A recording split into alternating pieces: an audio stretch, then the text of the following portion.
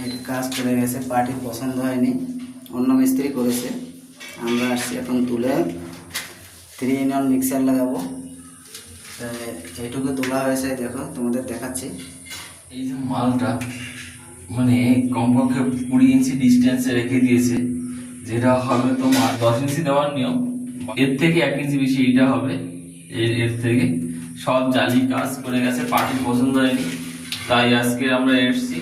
এই যেগুলো extra cover লাগিয়েছে সব বেকার লেগিয়েছে, কোনোটা সোজা নেই।